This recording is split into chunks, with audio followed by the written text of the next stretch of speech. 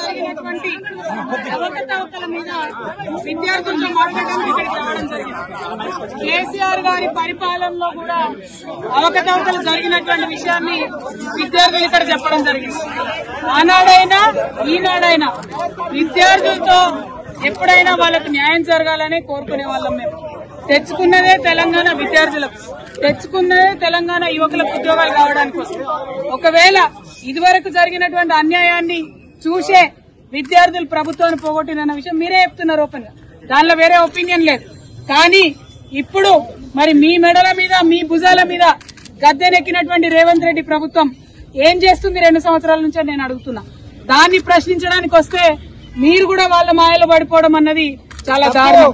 నేను మిమ్మల్ని కోరేది ఒకటే, పోలీసులను కూడా కోరేది ఒకటే, కాంగ్రెస్ నాయకులు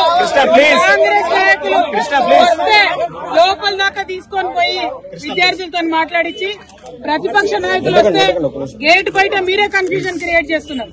విద్యార్థులతో ఓపెన్ డిస్కషన్ కోసం ఇక్కడికి వచ్చినాం, కానీ అది కూడా కాదంటే ఇక్కడ కాకపోతే ఇంకో దగ్గర మాట్లాడుకుంటాం. కానీ ఇవాళ మేము కోరేది ఒకటే, ఖచ్చితంగా గ్రూప్ 1 లో అక్రమాలు జరిగినాయన్నది ఇవాళ ప్రతి ఒక్కరు ఒప్పుకుంటున్నారు.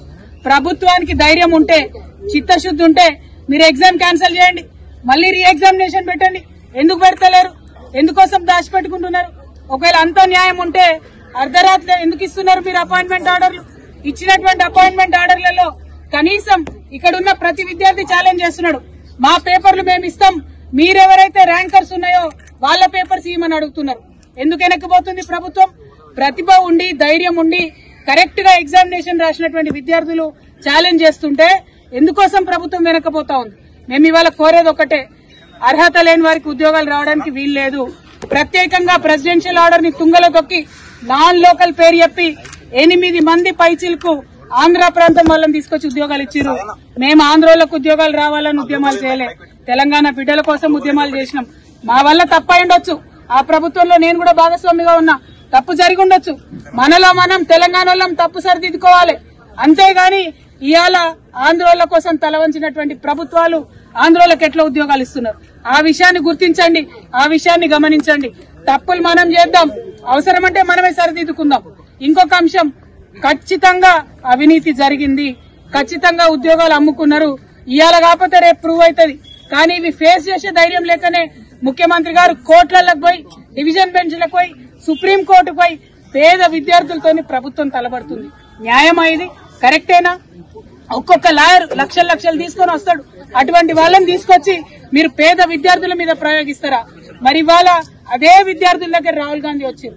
నేను రాహుల్ గాంధీ గారిని ఒకటే డిమాండ్ చేస్తున్నా, మీ బీహార్ ఎన్నికలు ఉన్నాయి కదా, ఇవాళ ఇక్కడ నుంచి నిరుద్యోగులం ఆడికి కూడా వస్తాం, ఏవో వదిలిపెడతాం అనుకుంటున్నారేమో, అక్కడికి కూడా వచ్చి మీరు ఇక్కడ తెలంగాణ నిరుద్యోగులు ఎట్లా ఫెయిల్ చేసిరన్న విషయం అక్కడ కూడా చెప్తాం. మీరు ఎక్కడికక్కడ ఏ రాష్ట్రంలో ఆ రాష్ట్రంలో విషయాలు చెప్పుకొని బయట పెడతాం అనుకుంటున్నారేమో, అట్లా కుదరదు. తక్షణమే ఎగ్జామ్ రద్దు చేయాలి. కేవలం గ్రూప్ 1 కాదు, ఏ ఒక్క విద్యార్థికి ఏ ఒక్క అభ్యర్థికి నష్టం జరిగినా ఊరుకునేది లేదు. నేను పోలీసు వాళ్ళని మళ్లీ విజ్ఞప్తి చేస్తున్నా, విద్యార్థులతోని ప్రశాంతంగా మాట్లాడుకుందామని వస్తే మీరు గొడవ చేశారు, గేట్లోకి రానియలే. గేట్లోకి రానిచ్చినాక లైబ్రరీలోకి పోనీయమంటే ఎట్లా జరిగేది, ఎట్లా మాట్లాడేది? ఇటువంటి అన్యాయం చేయొద్దని మళ్ళొకసారి ప్రభుత్వాన్ని డిమాండ్ చేస్తున్నాం.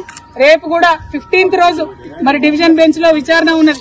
న్యాయమూర్తులు కూడా దయచేసి ఆలోచన చేయాలి. నిరుద్యోగుల పట్ల ఏదైతే సింగిల్ జడ్జి బెంచ్ మంచి తీర్పిచ్చిందో దానికి కట్టుబడి ఉండాలని చెప్పి నేను కోరుతున్నా. అన్నిటికన్నా దారుణం ఏంటంటే మరి తెలుగులో ఉద్యోగాలు రాసినటువంటి, తెలుగులో పరీక్షలు రాసిన విద్యార్థులకి దారుణమైన అన్యాయం జరిగింది. ఈ మొత్తం నష్టపోయిన వాళ్ళలో పోలీసు వాళ్ళ పిల్లలు కూడా 50-60 మంది ఉన్నారు. మరి మీరు ప్రభుత్వ ఉద్యోగాలలో ఉన్నారు, మీ పిల్లలకు ప్రభుత్వ ఉద్యోగాలు వస్తలేవు. అటువంటి ప్రభుత్వాన్ని ఎందుకు మీరు రక్షిస్తా ఉన్నారని పోలీస్ మిత్రులను కూడా కోరుతా ఉన్నాను. తెలుగు ఉర్దూ మీడియం రాసిన వాళ్ళకు కూడా అన్యాయం జరిగింది. వీటి మీద పోరాటం చేయడానికి ఇక్కడికి వచ్చిన తప్పితే ఇంకోటి లేదు. ఇదివరకు ప్రభుత్వాలు అన్యాయం చేసినందుకే ప్రభుత్వాలు మారినాయి. ఈ ప్రభుత్వం అన్యాయం చేస్తే ఈ ప్రభుత్వం కూడా నిలబడదు. జాబ్ క్యాలెండర్ ఏదైతే ఇస్తామని చెప్పినారో అది ఇవ్వాలని కూడా డిమాండ్ చేస్తున్నాం. 2 లక్షల ఉద్యోగాలు ఇస్తామని చెప్పిండ్రు, 50,000 పాత నోటిఫికేషన్లే మళ్ళీ ఇచ్చిండ్రు. మరి కొత్తగా ఒక్క ఉద్యోగం కూడా వేయలేదు. ఎందుకోసం అని చెప్పి క్వశ్చన్ చేస్తా ఉన్నాం. ఇది ఇక్కడితో వదిలిపెట్టబోము.